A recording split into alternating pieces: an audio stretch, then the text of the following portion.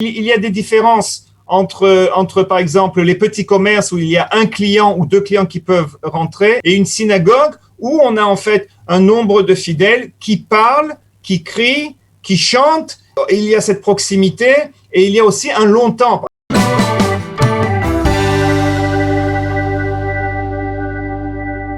Professeur Cyril Cohen, bonjour, Boker Tov.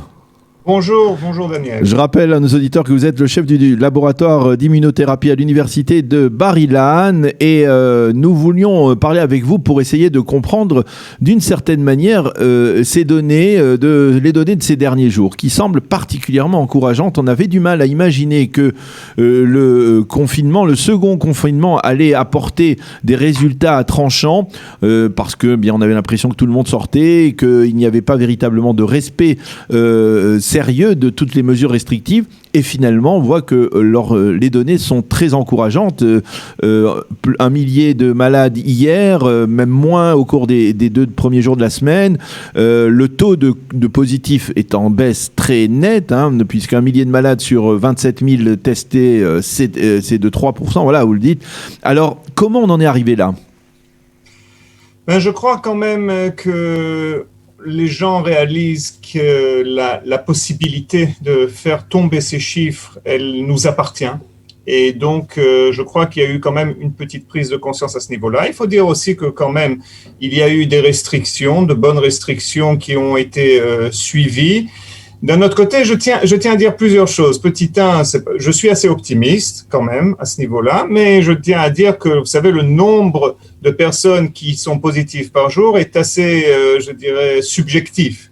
Je crois qu'il faut plus regarder le nombre ou le chiffre des malades graves, qui lui aussi est en baisse. On était pratiquement à 900. Là, aujourd'hui, on est aux alentours de 600. Donc ça, ce sont de très bonnes nouvelles. Parce qu'il faut prendre en compte que le nombre de positifs et le pourcentage est dépendant, par exemple, du nombre de personnes qui se font tester. On a moins de tests en ce moment. Oui. Il y a moins de personnes qui viennent se faire tester.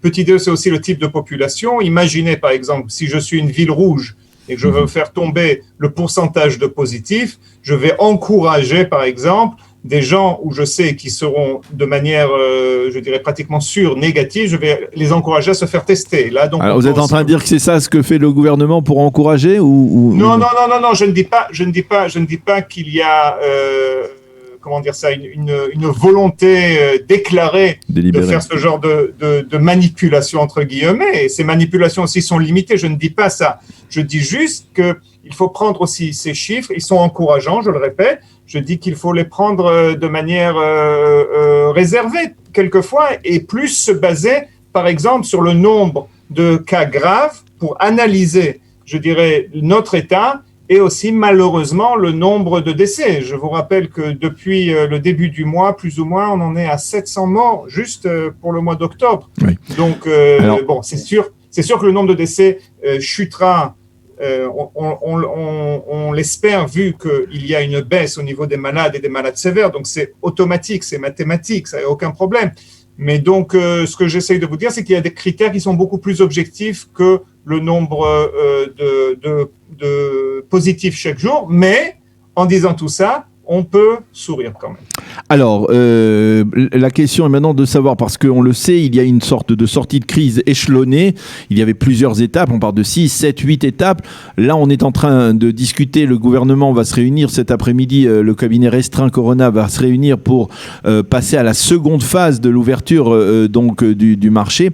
Et là, la question, elle est claire. Il semble que ce soit un dilemme. Est-ce qu'on doit rouvrir plus encore le marché économique ou alors ouvrir les petites classes, c'est-à-dire le cours préparatoire jusqu'au cours moyen 1 ou 2. Est-ce que c'est pourquoi d'abord c'est un face à l'autre, on ne peut pas faire les deux, on ne peut pas restreindre les deux, expliquez-nous. Oui, donc je crois qu'on essaye d'apprendre de nos erreurs, c'est très très important. Je crois que notre grosse erreur à la fin de la première vague, a été en fait d'ouvrir trop rapidement. Ça, je crois que tout le monde est d'accord. Le gouvernement lui-même le dit. Nous avons fait ça de manière beaucoup trop, je dirais, accélérée. Donc là, on essaye vraiment de mesurer nos pas. Et comme on le sait, cette crise est une crise qui est sanitaire, mais c'est aussi une crise économique, c'est une crise sociale et c'est aussi une crise d'éducation. Donc, on ne peut pas tout ouvrir de manière rapide pour la raison simple que l'on veut essayer de jauger, on veut essayer de comprendre quels sont les secteurs qui encouragent ou qui facilitent, je dirais, cette crise ou qui vraiment contribuent au nombre, je dirais, au taux positif. Donc, on essaye un peu de jauger ça. Et c'est un peu, je vous dirais, c'est un peu comme si vous avez un barrage, vous devez l'ouvrir, mais d'un autre côté, vous voulez pas qu'il éclate. Donc, vous ouvrez d'abord, vous faites un trou ici et après un trou là. Si vous faites trop de trous, il va éclater d'un coup et on risque de perdre vraiment les avantages et notre avantage justement dans cette situation. Donc, je crois qu'on veut être prudent et c'est bien d'être prudent. Maintenant, au niveau, est-ce que l'éducation ou commencer à rouvrir les commerces, je vais vous dire, j'hésite un peu. En fait, ce qui se passe, c'est que moi, je pense que d'après ce que l'on sait, c'est que l'éducation est un peu, on pense à retarder un peu l'éducation parce qu'on n'a pas encore réussi, et ça je trouve ça un peu déplorable, on n'a pas encore réussi à mettre en place un modèle justement de capsule ou un modèle, je ne sais pas comment ça se dit en français les capsules. Oui, mais, oui, on peut le comprendre, capsule, oui. Voilà. Donc, on n'a pas encore mis en place ce modèle de manière efficace. Et c'est dommage parce qu'on a eu du temps pour le faire. Et quelquefois, on a toujours ce sentiment que c'est un peu à la dernière minute que l'on fait les choses. Donc, si ce modèle n'est pas en place, ça serait dommage de rouvrir de manière subite les écoles, bien que je pense que c'est très, très important l'éducation. Vraiment, sincèrement, je suis un peu inquiet même à ce niveau-là par rapport à nos enfants. On ne peut pas continuer avec ce Zoom.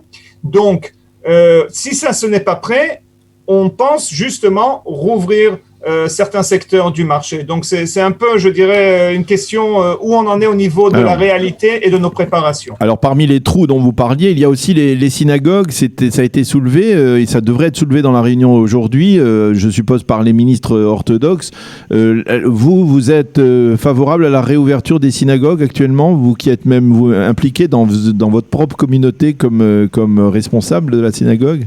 Oui, ben écoutez, je vais vous dire sincèrement, et je dis ça vraiment en étant personnellement impliqué, je pense qu'il faudrait encore un peu retarder. Je crois qu'on a des solutions, je crois qu'on peut prier pour l'instant, ok? On peut prier à l'extérieur ou je dirais sous des préaux ou comme ça. Je crois que pour l'instant, si c'est possible, j'essaierai de retarder ça un peu. Je vais vous dire, il y a des différences entre, par exemple, les petits commerces où il y a un client ou deux clients qui peuvent rentrer, et ils rentrent pour une période, je ne sais pas moi, de 5 minutes, 10 minutes, et une synagogue où on a en fait un nombre de fidèles qui parlent, qui crient, qui chantent, et il y a cette proximité, et il y a aussi un long temps. Par exemple, le Shabbat, le matin, ça sera 2 heures, 3 heures dans le même endroit clos. Je crois que c'est un peu problématique. Donc moi, j'aimerais bien, pour la santé, je veux être très clair, pour la santé, pour le sanitaire, moi, je pense qu'il faudrait encore un peu retarder l'ouverture totale des synagogues. Je vais vous dire la vérité. On a vu, on espère que le temps va continuer comme ça, le temps qui doit être clément pour ça. Mais on a vu des images fantastiques à Rosh Hashanah, à Yom Kippour, des gens qui priaient dehors. Je vous dis, personnellement, on a eu des gens qui passaient dans la rue qui ne sont pas nécessairement religieux, qui se sont assis à côté, dehors, et qui ont participé à la prière. Donc, si on peut encore maintenir cet état un peu plus, je pense que ça serait bien aussi bien d'un point de vue sanitaire que d'un point de vue social. Alors, ça nous amène, puisqu'on parle des synagogues, à parler un peu du public orthodoxe, qui est, on va dire, ciblé aujourd'hui par certains médias et que l'on accuse de ne pas respecter, d'une certaine manière, les règles imposées par l'État d'Israël. Il y a eu cette déclaration du Rav Kanievski qui disait qu'il fallait rouvrir les Talmudei Torah et les yeshivot. Comment vous pensez que l'on doit s'adresser au monde orthodoxe aujourd'hui face à cette épidémie? Je crois d'abord qu'on ne peut pas généraliser. Je crois que aussi, petit 1, il faut dire que l'on voit aussi une baisse chez les orthodoxes du nombre de malades. On a vu aussi des choses intéressantes.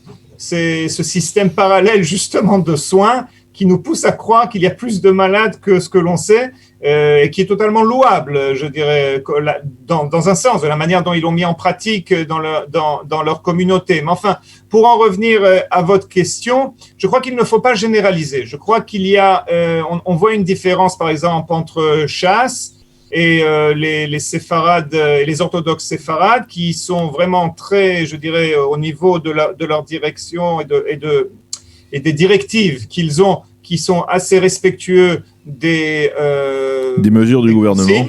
Des consignes. On a vu hier, je ne sais pas si vous avez vu à Arad, cette manifestation de la Chassidout Gour, oui.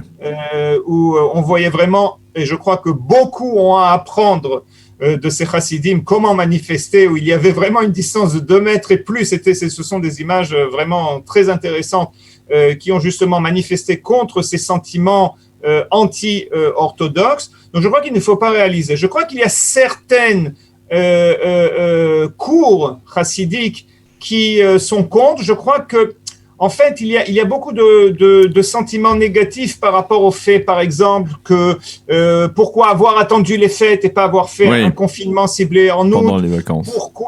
Pourquoi par exemple, attaquer, je dirais, certaines communautés alors que l'on sait que la densité de la population est beaucoup plus grosse, plus haute chez les orthodoxes. Donc, il y a beaucoup de ressentiments. Je crois qu'il faut penser à engager beaucoup plus de pourparlers avec les leaders, et c'est fait, et cela a été fait avec les leaders du monde orthodoxe pour essayer de trouver une bonne communication et des décisions qui nous permettront une fois de plus de limiter, entre guillemets, les dégâts. Alors, je voudrais qu'on dise un mot aussi des possibilités de découvrir un vaccin. Il était question ce matin, même dans la presse israélienne, de la découverte, de la mise en application, peut-être de la mise on va dire en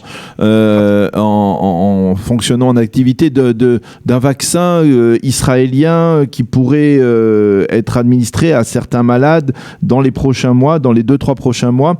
Où on en est à votre avis de ce point de vue-là?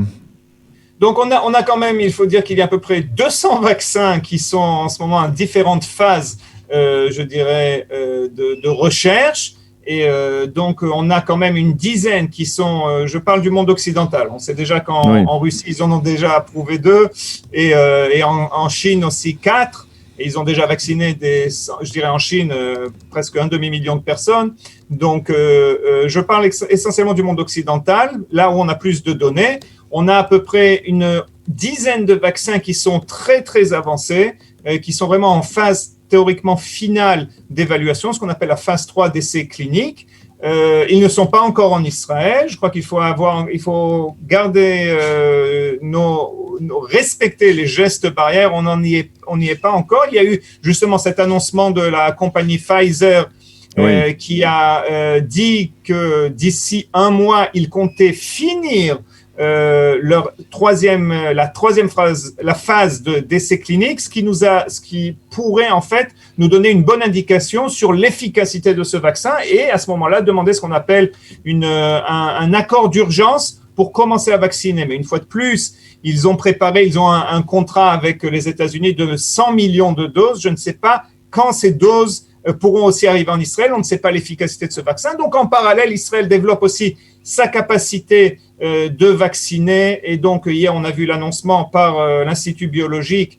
Je ne peux pas trop parler personnellement vu que je suis un tout petit peu impliqué là-dedans. Donc ce que je peux vous dire, c'est ce qui est publié, c'est que on compte d'ici le début novembre commencer les essais cliniques. On est quand même entre guillemets en retard par rapport aux compagnies principales, mais d'un autre côté, je crois que c'est vraiment on a atteint un stade assez intéressant et encourageant à ce niveau-là, mais ça va prendre du temps. Donc, une fois de plus, on peut rester optimiste, mais d'un autre côté, il faut garder les gestes barrières et garder une politique, je dirais, qui est assez prudente. C'est-à-dire en termes de délai, est-ce que vous pensez qu'il est envisageable, par exemple, d'ici le printemps, d'ici les fêtes de Pessah, par exemple, de penser que l'État d'Israël pourra se doter d'un vaccin qui sera administré aux personnes, aux Israéliens? C'est un peu, je dirais, les chiffres dont on parle, qui sont aussi basés sur les chiffres de l'Organisation mondiale de la santé, c'est que si cela se passe bien, d'ici fin décembre, je dirais mi-décembre, fin décembre, à début 2021 jusqu'au printemps, certains vaccins seront approuvés, on commencera à vacciner. Mais une fois de plus, la question est de savoir si Israël va réussir à mettre la main sur ces doses de vaccins. Et petit 2, il faut aussi prendre en compte qu'on n'en aura pas théoriquement suffisamment, comme là ce que l'on a justement avec la grippe. Donc il faudra donner un ordre de priorité à qui va être vacciné. Ce sera essentiellement d'abord le corps médical et les personnes à risque. Donc, je dirais, la personne en général, quelqu'un qui a 25 ans et qui veut se faire vacciner, qui est en bonne santé, je ne sais pas si à la base, il aura accès au vaccin d'ici le printemps ou même le début de l'été. Mais j'espère justement qu'aux alentours du mois de mai, juin, on en saura plus. Mais une fois de plus, on ne peut pas toujours spéculer. Vous savez, la biologie, elle n'est pas toujours planifiable. Eh bien, professeur Cyril Cohen, merci beaucoup pour toutes ces précisions. C'était important et toujours très intéressant de dialoguer avec vous. Merci d'avoir été avec nous ce matin sur Studio Kalita. À bientôt, bonne santé et à bientôt. Pareillement, bonne journée. À bientôt.